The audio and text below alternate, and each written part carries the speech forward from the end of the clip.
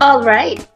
Are you an aspiring social media manager? That's great, because today we are going to talk about social media management. I am a social media manager slash virtual assistant for almost 4 years now. And I can say that this is one of my favorite niche of a virtual assistant. So without further ado, let's dive into it. First, let's define what is social media management. Social media management is the process of creating, publishing, managing, analyzing, and promoting content across social media platform. So, yung social media management pala, it's a process. It contains a lot of things na gagawin mo as a social media manager.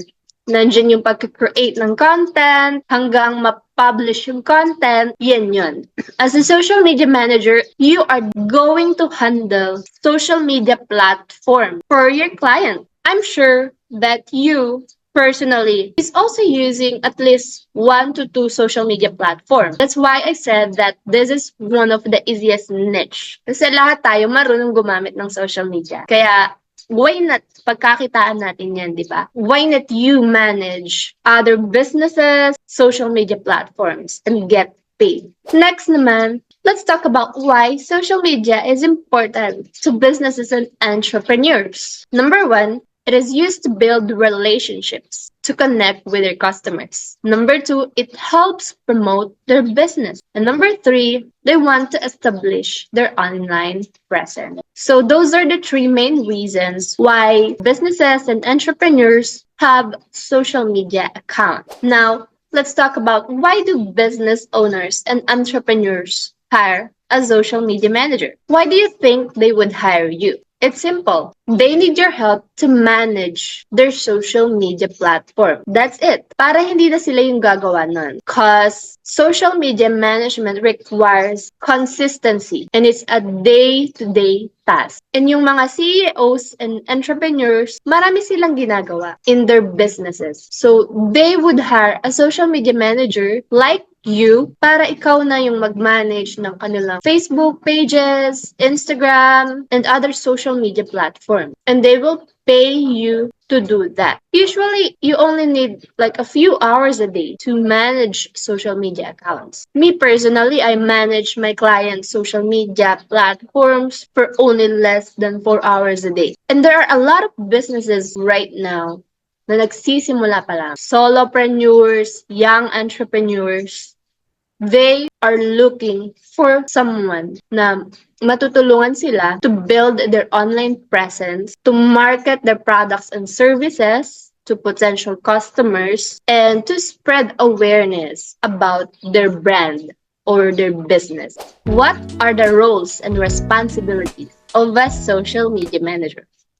Number one, creating content. So, this task doesn't require expertise, though it's gonna be a plus if you are an expert video editor and graphic designer. Usually, ang mga clients, naghahanap na sila ng social media manager na marunong mag-edit, magaling gumawa ng graphics, and sila na rin yung magpo-post sa social media account ni client. So if you are planning to apply for a social media manager role, dapat marunong ka din mag-create ng content. Kasama dyan yung mag-report post ng mga videos. Halimbawa, yung magiging client mo, merong YouTube videos na nire-release every week. So, YouTube video is a long-form video, like 10 minutes minimum up to 1 hour or more, right? As a social media manager, marunong ka dapat mag-repurpose nung YouTube video, halimbawa. Like, ikakat-cut mo yung mga importanteng part doon para gawing reels, FB reels, or pwedeng i-post sa TikTok or IG. So, yun yung repurposing content. Next, in creating content, diyan din pumapasok yung creating graphics. So, pag nag-scroll tayo sa Facebook, di ba, makikita nyo may mga memes dyan or mga motivational quotes or yung mga catchy na posts sa mga Facebook pages. So, yan yun.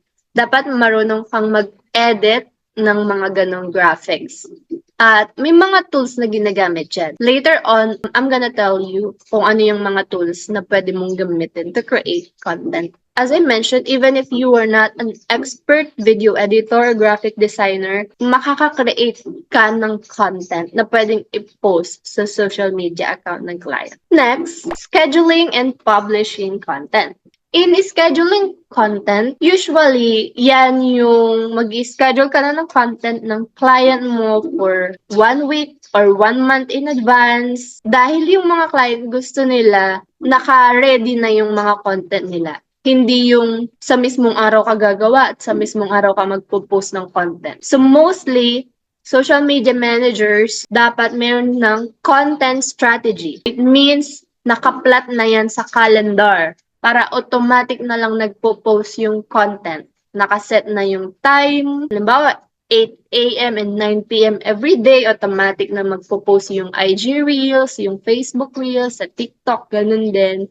I have a tutorial on that you can watch about how to create content strategy and what is the tool na effective na gamitin mo to create content calendar and content strategy. Third is keywords or hashtag research. For those of you who are not familiar kung ano yung use ng hashtag or keywords, it is for people to find related topics. Para madaling mahanap yung content. Kung ang client mo, halimbawa, ay fitness coach. So, anong pwedeng hashtag dyan, di ba? Yan, magre-research ka dyan. For fitness coach, pwede dyan. Online fitness, fitness journey, and may mga ways para makasearch ka ng hashtags at keywords.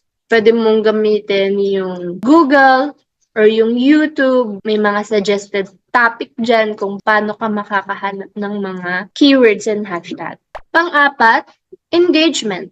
Ikaw yung magre-reply sa comments, sa mga DM ng mga potential customers or answering customers' questions and inquiries. So, that is gonna be one of your tasks. Kaya maganda na alam mo rin kung ano yung business ni client para alam mo kung ano yung i-reply mo sa mga inquiries or sa mga questions. Some clients, meron na silang script kung ano yung i-reply, automatic na yan. But some clients ay inaalaw ka na ikaw na yung mag-compose or mag-reply sa DMs. Fifth, community management. So this is also one of my favorite tasks of a social media manager and one of the easiest. Kasama dyan yung pagmamanage ng Facebook groups, paid and free, or Discord groups, paid and free. Ba't ko sinabing paid and free? For example, yung magiging client mo ay online business coach. And meron siyang Facebook group na free. So anyone can join the group. Pero meron din siyang Facebook group na paid. So naka-private yon. Pag may mga taong magjo-join sa paid Facebook groups, kailangan mo munang i-check kung nag-purchase ba sila talaga ng product or services ng client mo. I-check mo yan sa system ni client. And pag nag-purchase talaga sila, tsaka mo lang sila i-approve dun sa paid groups. Ganon din sa Discord. Yung Discord naman is parang messenger din siya na merong group chats. So bago mo rin i-approve yung mga gustong mag-join, i-check mo muna. Another task is creating analytics or social media report. So what is analytics ba? So sa Facebook, makikita mo, ganito siya. Makikita kung ilan yung content reach. Ilan ba yung nag-view, marami bang engagement, marami bang comments, or ilan ba yung total reach for the month, kung ilan ba yung naging total followers. So yan, gagawan mo lang siya ng report. Pwedeng PDF or presentation. So parang ganito siya. That's how it's gonna look like. Basta ang mahalaga dito ay ma-analyze nyo kung nag-grow ba, kung working ba yung content na pinopost nyo, and nare-reach ba yung target audience. So, yan yung mga tasks ng isang social media manager. And hindi mo kailangan ng degree or di mo kailangan maging expert. Pwede mong i-google pag di mo maintindihan. But basically, those are just the tasks of a social media manager. So, next, we are going to talk about the social media platforms naman. Ano ba yung mga platforms na pwede mong i-handle? Number 1 ay Instagram. So, unang-una na yan. Next, TikTok. May mga client na nakafocus sa TikTok, more on short form videos sila. So, dyan nagpo-promote yung ibang clients ng business nila. Facebook. Sa Facebook, kasama yung Facebook pages, Facebook groups, then YouTube. So, kasama dyan yung pag-schedule ng YouTube videos ni client. Yan. LinkedIn. LinkedIn is just like Facebook, pero related lang siya sa business or careers. Next, Pinterest. Pinterest mostly posting graphics. Isa yan sa mga naging task ko as a social media manager. Usually ako nag-edit ng graphics na ipopost sa Pinterest. So, yeah.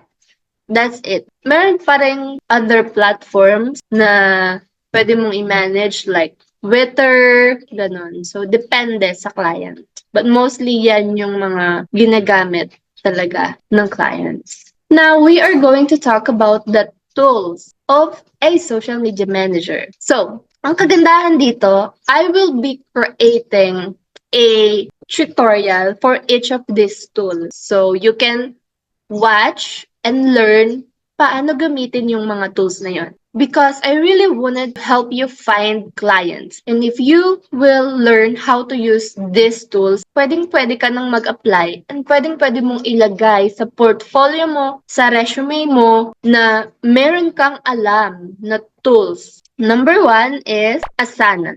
Asana, isa sa pinaka-ginagamit na tools ng isang virtual assistant or social media manager. So, this is how it's gonna look like sa homepage. Most of the clients, makikita mo sa job post pa lang na kailangan marunong ka gumamit ng Asana.